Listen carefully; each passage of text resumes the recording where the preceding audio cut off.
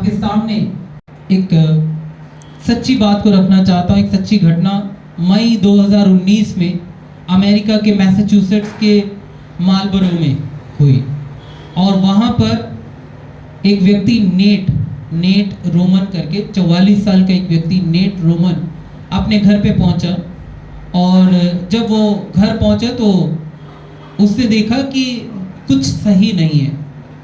जब कभी आप अपने घर पे पहुंचते हैं तो आप अपने घर को बहुत अच्छी तरह पहचानते हैं। अगर आपके घर में कुछ गड़बड़ी दिख रही है तो आप पहले से पहचान लेते हैं। कुछ चीज़ अलग होती है तो पहले से पहचान लेते हैं, पहले से समझ लेते हैं। और कुछ देर उस व्यक्ति ने अपने घर को देखने के बाद, परखने के बाद उसने पुलिस को बुला लिया। और क्या गलत था कुछ समझ नहीं आ रहा, लेकिन वहाँ पर क्लीनिंग की एक स्मेल आ रही थी। जब बहनें, आप लोगों को पता है, आप लोग जब सफाइयाँ करते हैं तो सफाई करते वक्त कॉलिन जैसी चीज़ों का इस्तेमाल करते हैं और वो साफ़ करने के बाद उसकी महक रह जाती है तो पता चलता है कि यहाँ पे किसी ने सफाई की। तो उस घर में उसको पता चल रहा था कि यहाँ पे किसी ने थोड़ी देर पहले ही सफाई की है और घर बिल्कुल चकाचक चमक रहा था। उसका घर अंदर से एकदम तैयार हो रखा था और वो कह रहा था कि मेरे बेटे का कमरा इतना अच्छा कभी नहीं दिखाई दिया था, इतना अच्छा पहले कभी नहीं दिख रहा था। पुलिस भी इस बात से हैरान हो रही थी कि ये क्या बात बोल रहा है और उनका ये मानना था। जब इस बात को जांच पड़ताल करके उन्होंने देखा तो उन्होंने सोचा, पहचान लिया कि ये कोई काम और किसी का नहीं, बाहर से कोई एजेंसी आई, कुछ लोग आए और उन्होंने आके घर को साफ कर दिया। और उस बारे में किसी को पता नहीं था क्योंकि शायद से गलती से वो लोग इस घर में घुस गए। जाना उनको शायद किसी और घर में था, लेकिन गलती से इस घर में घुस के यहाँ इन्होंने सारी सफाइयाँ कर दी।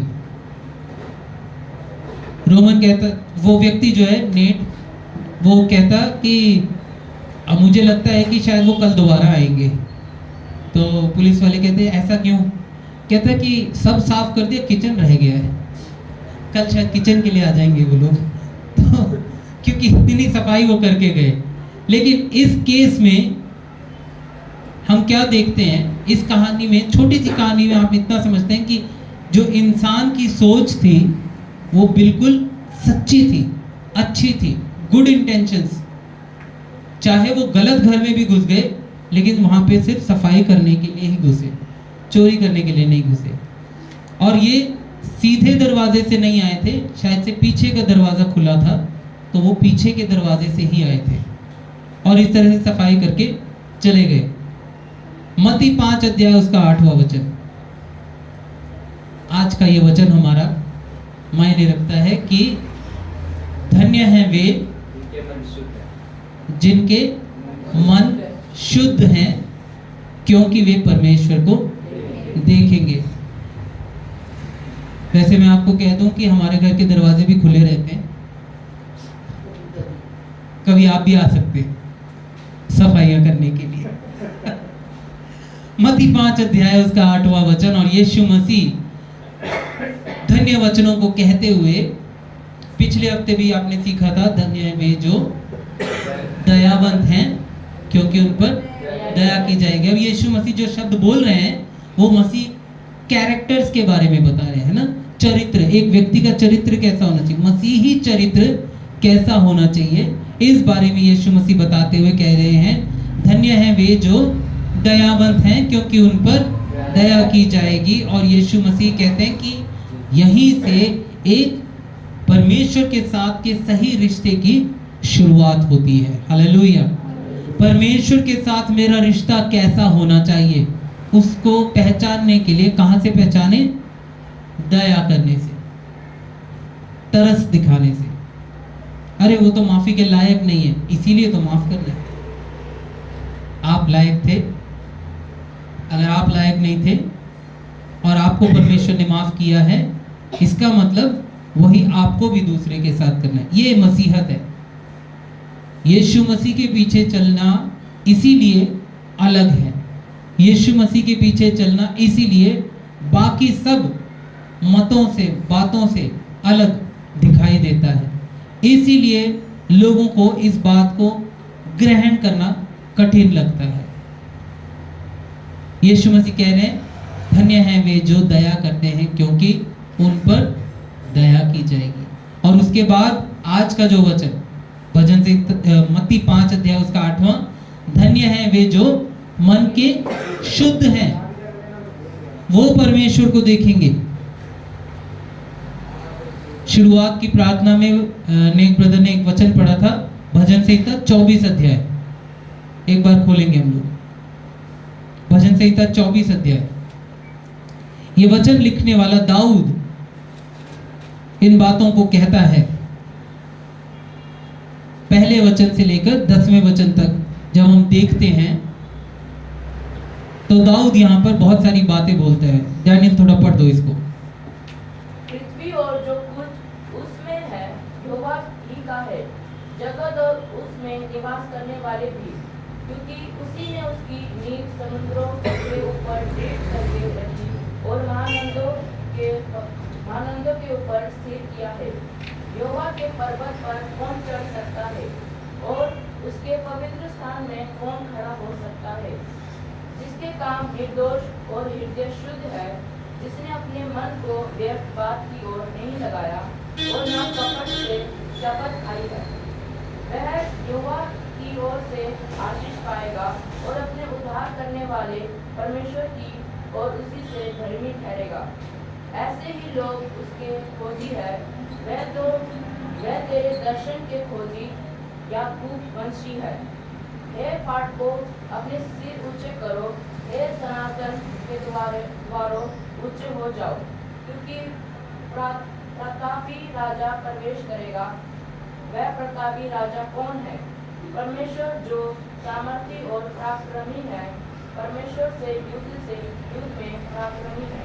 हे फाटकों, अपने सिर ऊंचे करो, हे सनातन के द्वारों तुम भी खुल जाओ, क्योंकि प्रतापी राजा प्रवेश करेगा।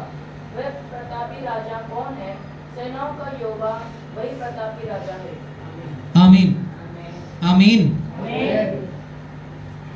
यहाँ पर जब हम वचन को पढ़ते हैं तो दाऊद यहाँ पर बहुत सारी बातों को लिखकर कहता है कि लोगों को याद दिलाता है कि सारी पृथ्वी, सारा संसार तो यहोवा ही का है। पहले ही वचन में लिखा है यहोवा ही का है, और जगत और उसमें निवास करने वाले भी यहोवा ही का है।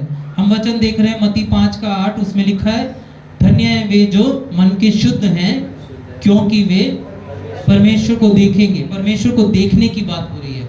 और जब 24वें भजन संहिता को जब हम देखते हैं तो यहाँ पे स्पष्ट रूप से हम परमेश्वर के कामों को परमेश्वर की सृष्टि के रूप में देख सकते हैं। परमेश्वर की महिमा को उसकी सृष्टि में हम जान सकते हैं। ये ऊंचे ऊंचे पहाड़, ऐसे लंबे लंबे पेड़, गहरे सागर, महानदें, उन महानदों के ऊपर देश में बसने वाले एक एक व्यक्ति, हर एक परमेश्वर की महिमा से भरपूर है। और फिर आगे वो कहता है कि परमेश्वर के भवन में कौन रह सकता है? शुद्ध मन वाला। उस तरीके की बातें दाऊद यहाँ पे बताता है कि कौन परमेश्वर के पास आ सकता है, कौन है जो परमेश्वर के भवन में प्रवेश कर सकता है, पवित्र स्थान में प्रवेश कर सकता है। और कहता है कि जिसके हाथ शुद्ध हो, जिसका हृदय शुद्ध हो, जो कि अपनी बातों में खरा पाया जाता है, जो झूठ में नहीं रहता, फरेब में नहीं रहता, धोखे में नहीं रहता, वो क्या पाएगा? आशीष पाएगा। ऐसी बातों को दाऊद पहले ही भजन संहिता 24 में बोलता है, उन बातों को। और यही बात को हम लेकर के मत्ती 5वें अध्याय के 8वें वचन में देख रहे हैं कि परमेश्वर को देखने के लिए हमें क्या होना पड़ेगा? मन का शुद्ध होना पड़ेगा। मन की शुद्धता चाहिए परमेश्वर को देखने के लिए। प्रभु को देखना कौन कौन चाहता है? सब चाहते हैं। शुद्ध कौन कौन है? हम इसमें सोचने लग जाएंगे। अगर हम इस बाइबल में देखते हैं तो हम दाऊद का उदाहरण देखने लगते हैं। हमें लगता है कि शुद्ध मन का तो दाऊद होगा, क्योंकि परमेश्वर ने क्या किया, उसको एक राजा बनाया, परमेश्वर ने उसको चुन लिया था, है ना।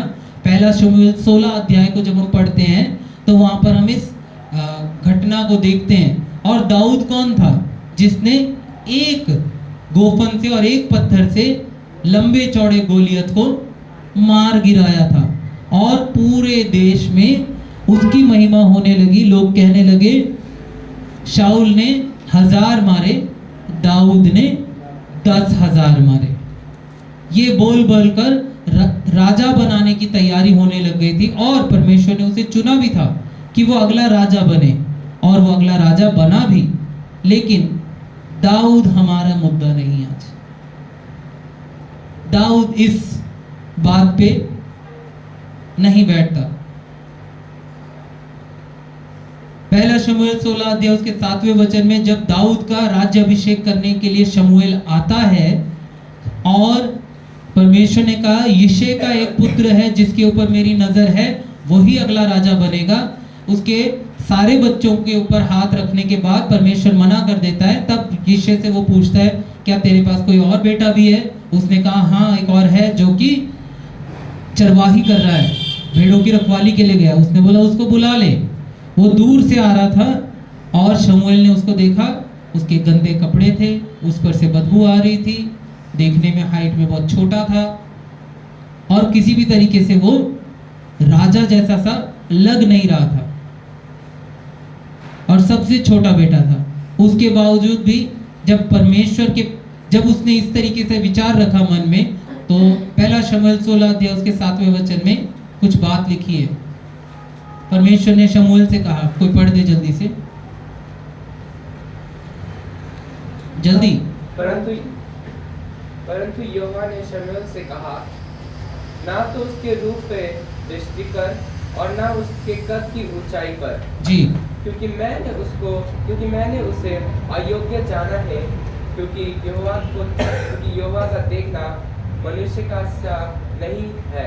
हाँ, ये परमेश्वर ने किसके लिए कहा? ये दाऊद के लिए नहीं कहा, जो बड़ा बेटा था उसको देख करके उसने कहा ये तो राजा जैसा सा दिखता है, लंबा चौड़ा है, देखने में भी सुंदर और रूपवान लग रहा है। तब परमेश्वर ने कहा उसके रूप पे मत जा, उसके कद पे मत जा। 18वां वचन पढ़ना। तब एक जवान ने उत्तर देके कहा, सुन, मैंने बैतलहम वासी यिशै के पुत्र को देखा है, जो वीणा बजाना जानता है, और वह वीर योद्धा भी है, और बात करने में बुद्धिमान और रूपवान भी है, और यहोवा उसके साथ रहता है। और यहोवा उसके साथ रहता। वो परमेश्वर से प्रेम करता था, वो वीणा बजाना भी जानता था, और वो बहुत सामर्थी भी था।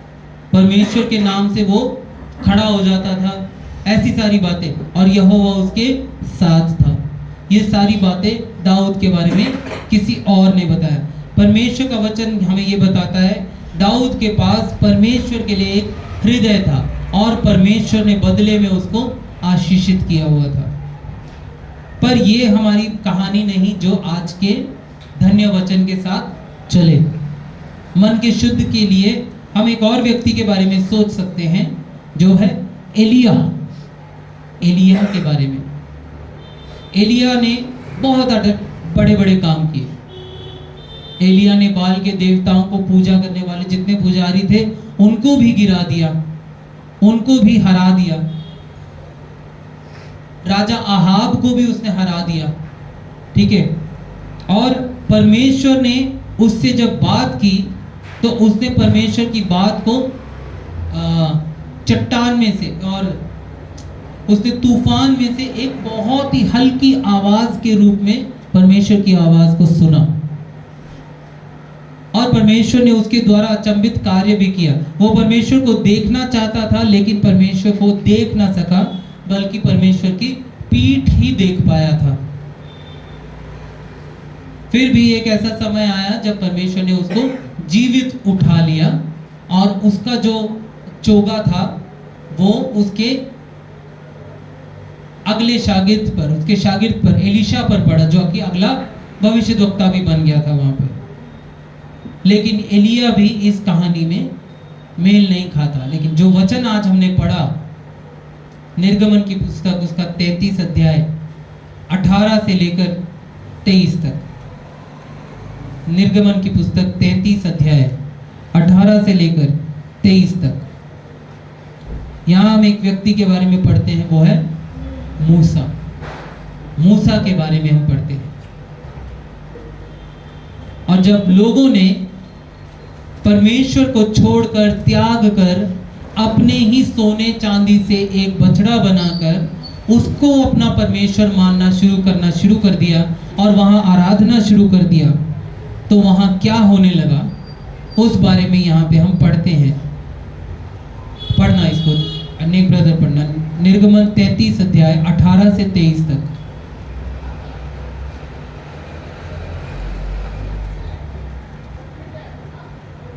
मूसा ने कहा, मुझे अपना तेज दिखा दे। उसने कहा, मैं तेरे सम्मुख होकर चलते हुए तुझे अपनी सारी भलाई दिखाऊंगा और तेरे सम्मुख यहोवा नाम का प्रचार करूंगा, और जिस पर मैं अनुग्रह करना चाहूं उसी पर अनुग्रह करूंगा, और जिस पर दया करना चाहूं उसी पर दया करूंगा। फिर उसने कहा, तू मेरे मुख का दर्शन नहीं कर सकता, क्योंकि मनुष्य मेरे मुख का दर्शन करके जीवित नहीं रह सकता। फिर यहोवा ने कहा, सुन, मेरे पास एक स्थान है, यहाँ तू उस चट्टान पर खड़ा हो, और जब तक मेरा तेज तेरे सामने होके चलता रहे तब तक मैं तुझे चट्टान की दरार में रखूंगा, और जब तक मैं तेरे सामने से होकर ना निकल जाऊं तब तक अपने हाथ से तुझे ढांपे रहूंगा। फिर मैं अपना हाथ उठा लूंगा, तब तू मेरी पीठ का तो दर्शन पाएगा, परंतु मेरे मुख का दर्शन नहीं पाएगा। आमीन, आमीन। मूसा परमेश्वर के साथ इतना नजदीक था, इतना करीब था कि मूसा परमेश्वर से मिलने पाया। तब भी परमेश्वर ने उससे कहा कि फिर भी तू वो व्यक्ति नहीं हो सकता जो मेरे मुख को देख सके, क्योंकि कोई भी ऐसा नहीं जो मुझे देखे और जीवित रह पाए। कोई भी ऐसा नहीं जो मुझे देखे और जीवित रह सके, क्योंकि मनुष्य कभी ऐसा नहीं बना। मनुष्य की अपवित्रता, उसके और मेरे बीच में एक दीवार है। इस कारण से परमेश्वर ने उससे कहा, फिर भी जब मैं यहाँ से जाऊंगा तो मैं तेरे मुख को छुपा दूंगा, अपने हाथ से छुपा के रखूंगा, ताकि तू मेरे मुंह को ना देखे। लेकिन जब मैं यहाँ से जाऊं तो तू मेरे पीठ को देख पाएगा, और तू मेरी पीठ को देखने के कारण तू जान पाएगा। मूसा से परमेश्वर ने इस बात को कहा, और मूसा ही है जो परमेश्वर से व्यक्तिगत रूप में मिल पाता था, बात कर पाता था।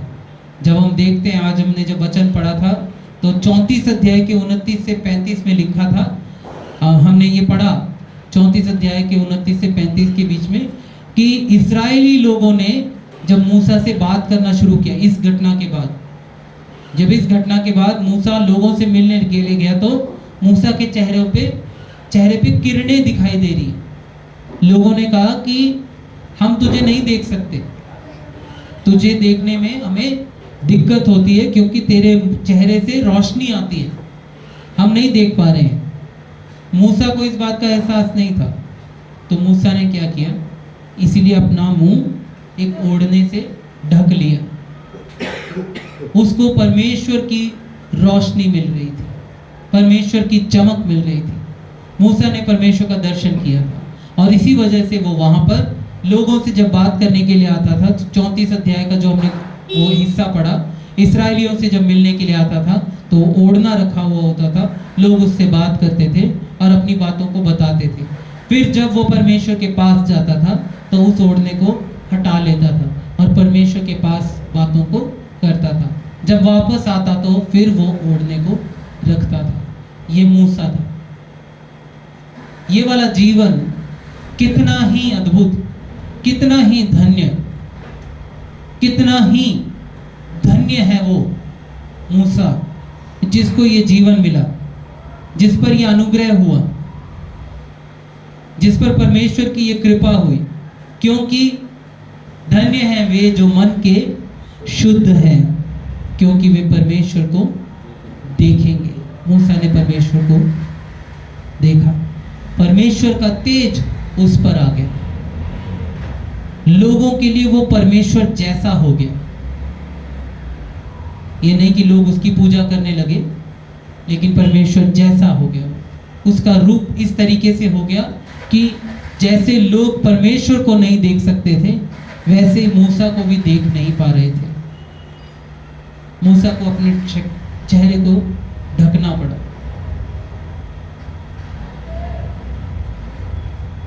क्या आपने परमेश्वर को देखा है? क्या आपने परमेश्वर को अपने जीवन में देखा है? आपने मुलाकात की है परमेश्वर से? क्या आप कभी ये कह पाए हैं कि मैंने आज परमेश्वर से मुलाकात की, मैंने परमेश्वर से बात की, परमेश्वर से मैंने अपनी बात को कहा? हो सकता है कि आप ये कहेंगे कि हाँ, जब मैं भी सारे संसार को देखता हूं तो मुझे परमेश्वर दिखाई देता है। परमेश्वर तो कहता है परमेश्वर हर किसी में है, सारे संसार में परमेश्वर है, कह सकते हैं। एक तरह से वो बात सही भी है। या आप ये कहेंगे कि जब हम किसी भोले से बच्चे को देखते हैं तो उसमें ईश्वर का रूप दिखाई देता है। लोग कहते हैं, संसार में लोग कहते हैं ऐसे, है ना, इस तरीके की बातें कहते हैं। या हम ये कहते हैं कि जब हमने देखा कि एक व्यक्ति इतना ज़्यादा विश्वासी जीवन जिया, इतना लंबा विश्वासी जीवन जिया, उसके जीवन को देख के हमें पता चला कि परमेश्वर है। उसके जीवन में परमेश्वर को देख के हमें पता लग गया है कि हाँ, परमेश्वर है। लेकिन हमें ये देखना है कि हमारे शुद्ध हृदय में, हमारे शुद्ध हृदय में हम परमेश्वर के एसेंस को, परमेश्वर की मौजूदगी को महसूस करते हैं या नहीं। वो कौन है, वो परमेश्वर हमसे क्या चाहता है और उसकी इस सृष्टि को बनाने की इच्छा क्या रही है, वो क्या चाहता है। मन के शुद्ध क्या है, मन के शुद्ध क्या है? हम 3 तरीके से इस बात को देख सकते हैं। जब मत्ती रचित सुसमाचार 12 अध्याय 33 से लेकर 37 तक पढ़ा गया तो उसमें फलों के बारे में कहा गया कि जब पेड़ को देखोगे तो वैसा ही फल मिलेगा, अच्छे पेड़ से अच्छा फल और बुरे पेड़ से बुरा ही फल होगा। और इंसान की बातों से उसका न्याय होगा, अच्छे शब्दों से अच्छा न्याय होगा और बुरे शब्दों से बुरे कामों का न्याय होगा। तो जैसे शब्दों का इस्तेमाल किया, उन्हीं कामों से, उन्हीं शब्दों से उन्हीं का न्याय, यानी मेरे मुंह से निकले हुए शब्दों से मेरे ही विरोध में न्याय हो सकता है। ये दरवाजा बंद करना। तो जब हम देखते हैं इस अध्याय को, यहाँ हमें समझ में आता है कि हमें मन के शुद्ध होने वाले जो व्यक्ति हैं उनको क्या करना चाहिए। बहुत ही सोच कर और समझ कर बोलना चाहिए। हमें बहुत सोच समझ कर बोलना चाहिए। The pure in art think and speak purely. जो मन के शुद्ध है वो बहुत सोच समझ कर बोलेंगे, बहुत सोच समझ कर बोलेंगे। 18 और 19वां वचन, जो मत्ती 18 और 15 अध्याय 18 और 19 वचन जो कहता है, जिसको मिल जाए वो पढ़ दे। मत्ती 15 अध्याय 18 और 19 वचन। पर जो कुछ मुंह से निकलता है जी, वह मन से निकलता है। वह है मन से निकलता है, यानी कि ऐसे नहीं कि मेरे मुंह से गलती से निकल गया, नहीं। आपका दिल आपकी जबान के साथ जुड़ा हुआ है, आपका मन आपकी जबान से जुड़ा हुआ है। जो आपने बोला है वो ऐसे ही नहीं निकल गया। खास तौर पे जब आप 35, 40, 50 की उम्र, 50, 55, 60 की उम्र में हैं, हमारे मुंह से ऐसे नहीं निकलते। पढ़ना। और वही मनुष्य को अशुद्ध करता है, और वही मनुष्य को अशुद्ध भी करता है, क्योंकि बुरे विचार, हत्या, परस्त्री गमन, व्यभिचार, चोरी, झूठी गवाही और निंदा मन ही से निकलती है। मन ही से निकलती है। 20वां वचन में पढ़ देता हूँ। ये ही हैं जो मनुष्य को अशुद्ध करती हैं, परंतु हाथ बिना धोए भोजन करना मनुष्य को अशुद्ध नहीं करता। ये एक और घटना थी जो यीशु मसीह के साथ हो रही थी। वहाँ फरीसियों ने यीशु मसीह से बोला कि तेरे चेले तो हाथ धोए बिना खाना खाने के लिए जा रहे।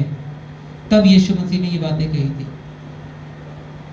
मुंह से निकलने वाले जो शब्द हैं बहुत ही ज्यादा जरूरी है। वही हमारे मन को बताते हैं कि हमारा मन कितना शुद्ध है, हमारा मन कितना पवित्र है। एक अशुद्ध मन में एक पवित्र परमेश्वर क्या बस सकता है? क्या एक पवित्र परमेश्वर को आपके अशुद्ध मन में जगह मिलेगी? क्योंकि अगर हमारे जीवन में अशुद्धता रहेगी तो पवित्रता वहां नहीं हो सकती। दाऊद को परमेश्वर नहीं दिखाई दिया, एलिया को परमेश्वर नहीं दिखाई दिया, मूसा को परमेश्वर दिखाई दिया। मूसा का जीवन एक सचमुच में पवित्र हृदय वाला जीवन था। हम अपनी जबान को कितना नियंत्रित कर पाते हैं, कितना संभाल पाते हैं। हो सकता है कि मुझे बहुत सारा दुख हो और मैं उस दुख को जाहिर करने के लिए बोलने लगूं, लेकिन मेरी जबान पे क्या नियंत्रण है? याकूब की पुस्तक में लिखा है, जीभ सब अंगों में दुष्ट है, कंट्रोल में नहीं है, हमारे कंट्रोल में नहीं है।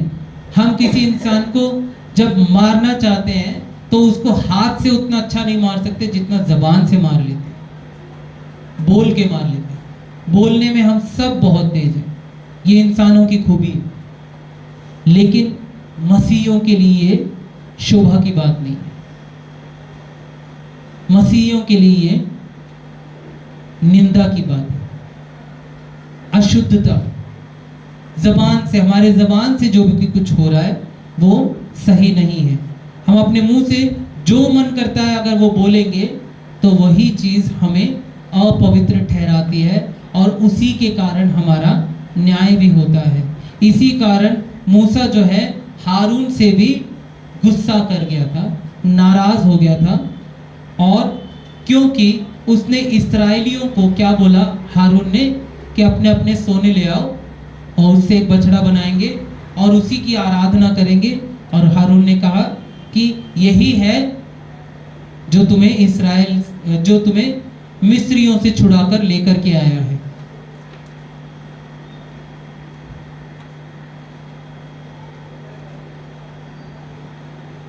मूसा को इस बात का गुस्सा हुआ कि वो परमेश्वर से 10 आज्ञाएं लेने के लिए उपवास के साथ बैठा हुआ है और लोग नीचे इस तरीके से अपने दिल को कहीं और ही लगाने लगे,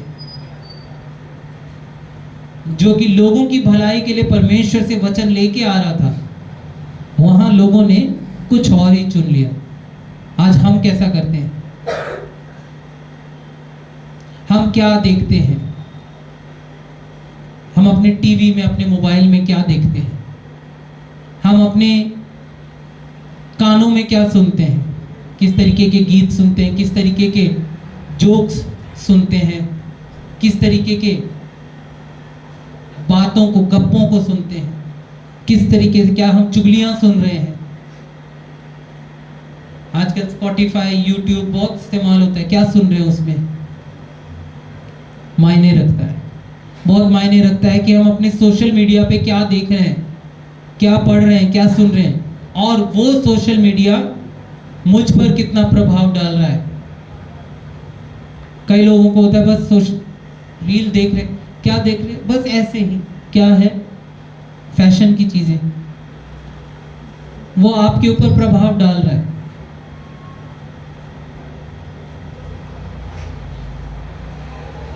रील देख रहे हैं, क्या देख रहे हैं? कॉमेडी है, आपके जीवन पे वो प्रभाव डाल रहा है। हम क्या देख रहे हैं, क्या सुन रहे हैं, वो हमें तैयार करता है कि हम क्या बोलने वाले हैं, वो हम पर असर डालता है। जब आपके जीवन में कोई चीज ठीक नहीं चल रही होती है, आपसे कहते हैं बाइबल पढ़िए, प्रार्थना करिए। क्यों कहते हैं? ताकि आपको सही मार्गदर्शन मिले। जो आपको नहीं समझ में आ रहा वो आप परमेश्वर से समझने पाए, जानने पाए, और परमेश्वर आपको उसमें मार्गदर्शन करके बताए क्या गलत है और क्या सही है, क्या चुनना है और क्या छोड़ना है।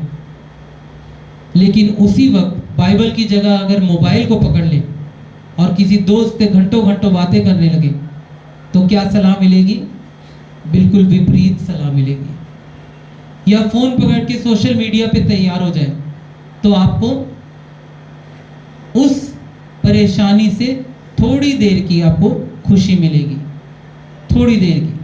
लेकिन जैसे ही आप मोबाइल रख दोगे, आपका वो मुसीबत जो है आपको दोबारा दिखाई देता है। आप वो टीवी सीरियल देख लोगे, आप किसी दोस्त के पास, किसी भाई के पास, किसी बहन के पास बैठ जाओगे, बातें कर लोगे, लेकिन जब तक आप वहां पर हो तब तक ठीक लगेगा। जब आप उनसे थोड़ी देर के लिए हट जाते हैं तो आपका मन फिर से बेचैन होने लगता है। आपकी बीमारियां क्यों नहीं हटती हैं? लोगों के अंदर की बीमारियां नहीं हटने का कारण भी यही है। यहां से शुरू होती है, सोच से। सोच से वो चीज खत्म ही नहीं हो रही। ऐसा हुआ तो ऐसा हो जाएगा, वैसा हुआ तो वैसा, ऐसा तो वैसा, वैसा तो ऐसा। ये करते करते करते करते बीमार होने लग गए, खुद ही अपने आप को बीमार करने लग गए, जबकि परमेश्वर ने ये जीवन नहीं दिया। The pure in heart will think and speak. सोच के समझ के वो बोलेंगे। जो समझदार लोग हैं वो ज्यादा चुप रहेंगे और अच्छे शब्दों को बोलेंगे। वो बोलेंगे लेकिन अच्छी बातों को बोलेंगे। स्कूलों में सिखाते हैं पहले तोलो फिर बोलो। आज एक बार हमें फिर दोबारा जांचने की जरूरत है। समझना चाहिए कि हम कैसा बोलते हैं। यहां तो बहुत हालेलुया बोल लेते हैं, यहां बहुत आमीन बोल लेते हैं, ऊंचे ऊंचे प्रार्थनाएं कर लेते हैं, अच्छे अच्छे गीत गा लेते हैं। घर में जाके उससे अच्छे तरीके से टॉन्ट मार लेते हैं, उससे अच्छे तरीके से निंदा कर लेते हैं। ये सच्चाई है। हमारे मसीही होने के बाद भी हमारे जीवन में ये चीज बदल नहीं रहा। हमारे जीवन में ये चीज नहीं बदल रहा। केवल संडे को, रविवार को हम बदल रहे हैं। या तो मैं यूं कहूं, रविवार को दिखाने के लिए हम अपना दूसरा चेहरा लेके आ रहे हैं, और जब संडे की आराधना खत्म तो उसके बाद हम वो चेहरा रख के असली रूप में आ जाते हैं। ये गलत है। मसीह में रहकर ये चीजें गलत है। फिर मेरा और आपका मसीह में होना और लोगों का मसीह में ना आना एक बराबर है। इससे अच्छा मसीह में ना ही आते, इससे अच्छा मसीह को ना पहचानते। लेकिन परमेश्वर चाहता है, इसलिए आप तक आज ये वचन पहुंच रहा है कि हम अपने आप को पहचानें, अपने आप को ठीक करें, अपने आप को सही करें। हम परमेश्वर की नजरों में आज भी करुणा को प्राप्त करे हुए हैं। हालेलुया। आज भी परमेश्वर का अनुग्रह हम पर है। परमेश्वर चाहता है कि हम अपने आप को सही करें। दूसरी बात, the pure in heart are viewed personally. जिनके मन शुद्ध होंगे उन पर व्यक्तिगत नजरें रखी जाएंगी। आपके आस पड़ोस के लोगों को आपके घर में आने से आप रोक सकते हो, उनको कोई मतलब नहीं है आपके घर में। लेकिन जब आप बाहर आना जाना करते हो तब वो आपको जरूर देखते हैं। आपको लगेगा कोई तो सुनता नहीं है, घर में जोर से चिल्लाएंगे, गुस्सा करेंगे, कुछ भी करेंगे, किसी को नहीं पता चलता है। उनको पता है कि आपके घर से कितना शोर आता है या आपके घर में कितनी शांति मिलती है। उनको पता है कि आपके घर में कितना अच्छा माहौल रहता है या आप कैसे रहते हैं, उनको पता है। अगर हम मन के शुद्ध हैं तो लोगों को उसका पता रहेगा, आसपास से लोग उसको पहचान लेंगे। आप जहां रहते हैं वहां पहचान लेंगे। आपके कामों से, आपके कर्मों से पता चलेगा कि आप मन के शुद्ध हैं या नहीं। आपकी बोली से पता चलेगा। सबसे ज्यादा अगर किसी को पहचानना है तो वो उसके शब्दों से है। आप किसी को भी पहचान लेंगे उनके शब्दों से। हम सब लोगों को पहचानते हैं और उन्हीं में से हम अपने लिए चुनते हैं कि हाँ, ये मेरे लिए ठीक व्यक्ति है जिसके साथ मैं बातचीत रखना पसंद करता हूँ या करती हूँ। इनके साथ मैं अपनी बात रखूँ, वो मेरे साथ अपनी बात रखे, ऐसा मैं सर्कल तैयार कर लेता हूँ। आपके कामों से वो आपको पहचानते हैं। हमने थोड़ी देर पहले पढ़ा, उनके फलों से पहचाने जाते हैं वो पेड़। बुरे फलों से बुरे पेड़ की पहचान होती है और अच्छे फलों से अच्छे फलों से अच्छे पेड़ की पहचान होती है। ऐसे ही आपके अच्छे कामों से आपके अंदर जीवित रहने वाले अच्छे मसीह की पहचान होती है। और आपके अंदर के अगर बुरे काम होंगे तो मसीह की पहचान नहीं होगी। इसीलिए आज भी कई जगहों पे लोग बोलते हैं, अरे क्रिश्चियंस तो दारू पीते हैं, वो भी तो ऐसे ही करते हैं। हमने तो कई लोगों को देखा, क्रिश्चियंस लोग तो कितना लड़ते हैं, मारते काटते हैं। क्रिश्चियंस तो ऐसे करते हैं, क्रिश्चियंस भी तो ऐसे करते हैं, क्रिश्चियन लोग तो ऐसे भी करते हैं कई जगह पे, क्योंकि सीधी तरीके से या अच्छे फल वाले पेड़ वो नहीं बने। अच्छे फल वाले पेड़ वो नहीं बने।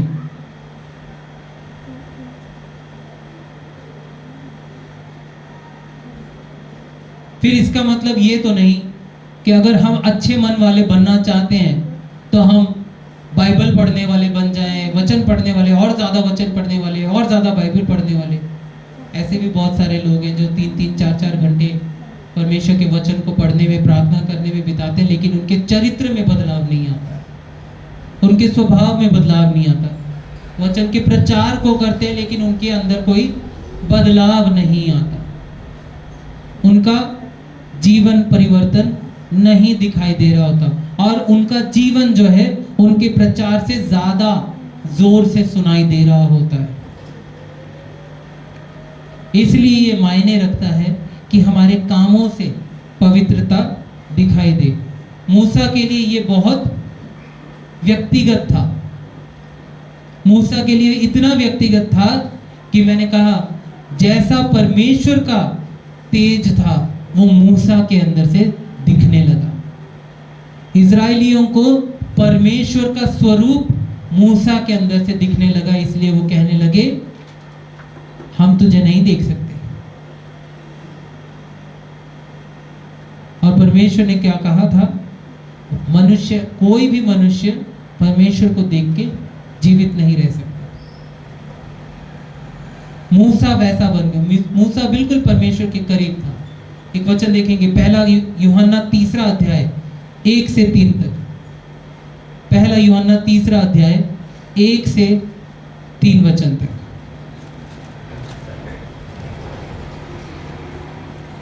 देखो, पिता ने हमसे कैसा प्रेम किया है, हाँ।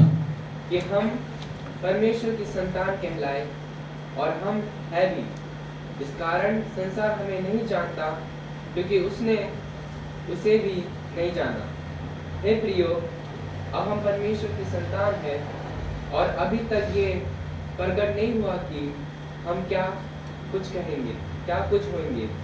इतना जानते हैं कि जब वह प्रकट होगा तो हम उसके समान होंगे, क्योंकि उसको वैसा ही देखेंगे जैसा वह है। आमीन। आमीन। और तीसरा वचन, और जो कोई उस पर यह आशा रखता है वह अपने आप को वैसा ही पवित्र करता है जैसा वह पवित्र है। खुद को परमेश्वर के लिए हमें तैयार करना है। हम बोलते हैं हमें स्वर्ग में जाना है, हमें स्वर्ग के लिए तैयार होना है, स्वर्ग के निवासियों के रूप में अपने आप को तैयार करना है। हम शादी में जाते हैं, सभी जाते हैं, हम उन कपड़ों में नहीं जाते जो घर में पहन के रोज रहते हैं।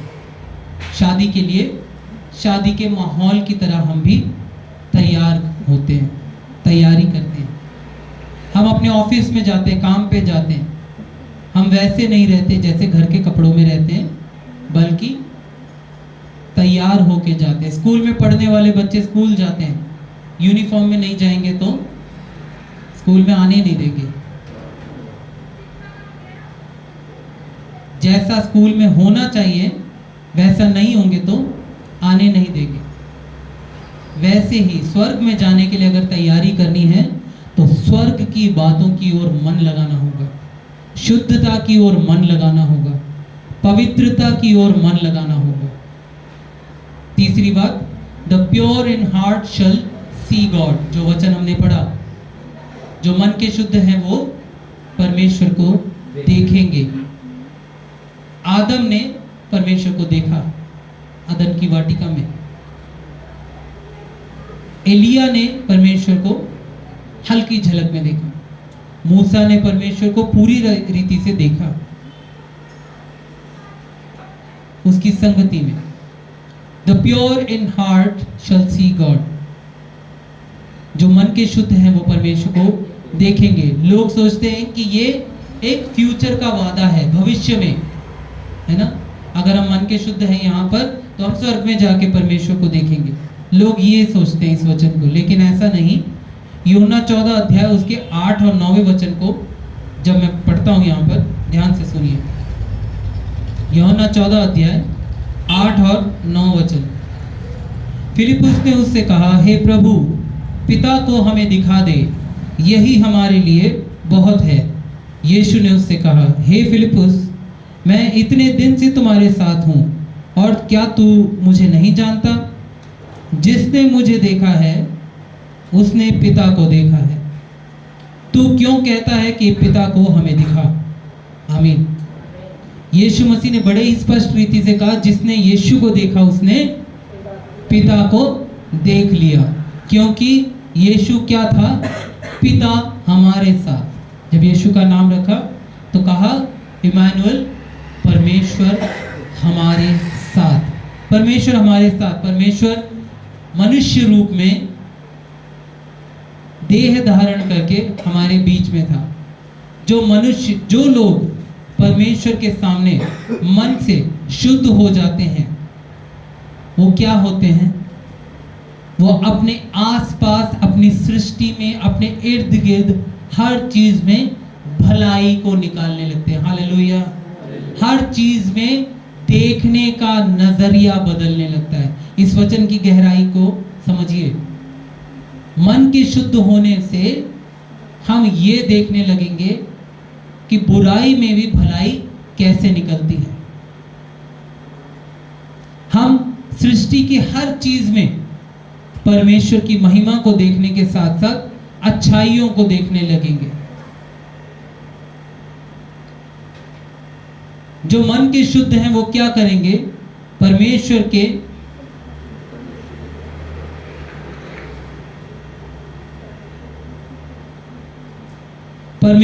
कामों को देखेंगे जैसा वो करता है, और परमेश्वर के स्वरूप को पहचानेंगे कि वो अंदर से कैसा है, परमेश्वर कैसा है।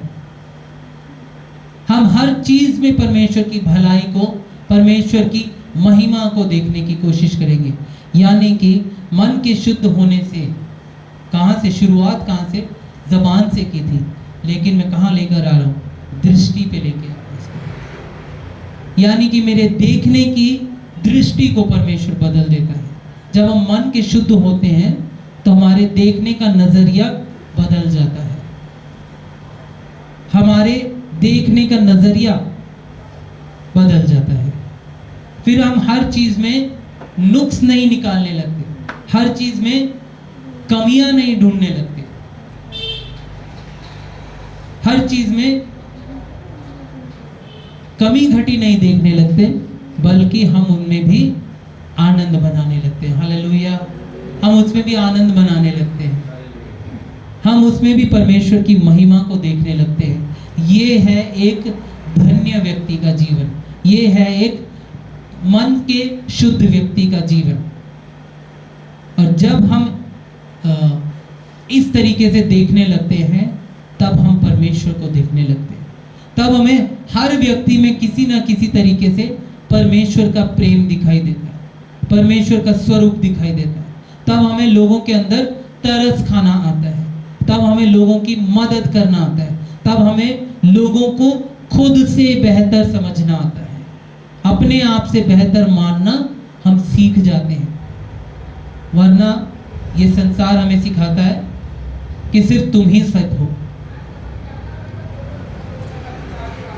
परमेश्वर के कामों को आप सभी ने अपने जीवन में देखा है और आप सभी उसको पहचानते हैं। और उन कामों के बीच में जब आपने परमेश्वर को देखा है, अब आपको अपने आप को पहचानना है, अपने आप को समझना है, अपने आप को जानना है।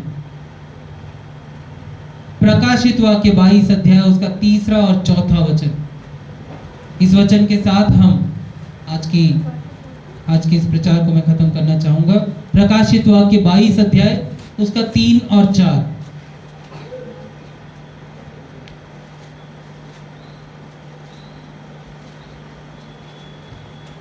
जल्दी से पढ़ लें। फिर श्राप न होगा और परमेश्वर और बनने का सिंहासन उस नगर में होगा और उसके दास उसकी सेवा करेंगे। वे उसका मुंह देखेंगे। हाँ, वे उसका मुंह देखेंगे। मैं आपसे कहना चाहता हूँ कि आप सब परमेश्वर का मुंह देखने पाए। मेरी ये प्रार्थना है कि हम सब परमेश्वर का मुंह देखने पाए, हर रोज देखने पाए, और हम स्वर्ग में भी परमेश्वर का मुंह देखने पाए। जैसा हमने भी वचन में पढ़ा, हम स्वर्ग में परमेश्वर का मुंह देखने पाए। लेकिन वो कहानी का दूसरा हिस्सा है, पहला हिस्सा इस धरती पर है। हम जो जीवन स्वर्ग में देखना चाहते हैं उसको हम यहाँ पर जीने वाले बने, उसको हम यहाँ तैयार करें।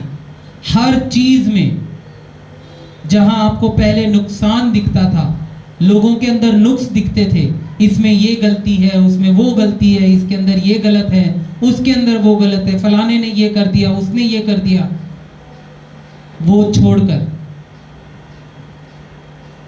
हम अपनी जबान को शुद्ध करने वाले बने, कम बोलने वाले लेकिन अच्छा बोलने वाले बने। और इसी के साथ साथ परमेश्वर हमारी दृष्टि को भी बदलेगा। फिर हमें लोगों के अंदर नुक्स नहीं दिखाई देगा, फिर हमें ये पता चलेगा, अरे उस व्यक्ति ने अगर ऐसा बोला, हो सकता है कि वो किसी तकलीफ से गुजर रहा हो। अगर उस व्यक्ति ने ऐसा बोला, हो सकता है कि उसके अंदर किसी बात की दुख हो, किसी बात की तकलीफ हो। उसने इस तरीके से बात को रखा, हो सकता है कि शायद वो अपने बात को रखना नहीं जानती, हो सकता है वो अपने बात को रखना नहीं जानता, इसलिए ऐसा बोल दिया। कोई बात नहीं, मुझे तो माफ करना सिखाया परमेश्वर ने, मुझे तो तरस दिखाना सिखाया परमेश्वर ने, इसलिए मैं वही करूंगा। आइए अपने स्थानों पर खड़े हो जाएंगे, हम सब प्रार्थना करें, प्रभु से बात करें, अपने लिए प्रार्थना करें। हम सब अपनी आंखों को बंद करें। धन्य हैं वे जो मन के शुद्ध हैं, क्योंकि वे परमेश्वर को देखेंगे। आज इस वचन को जब हमने पढ़ा है, सुना है, इसी वचन के साथ परमेश्वर ने, मैं विश्वास करता हूं, आप सभी से बातचीत की है। और जब प्रभु ने बातचीत की है, अपने इस हृदय को पहचाने और प्रभु के सामने उंडेले।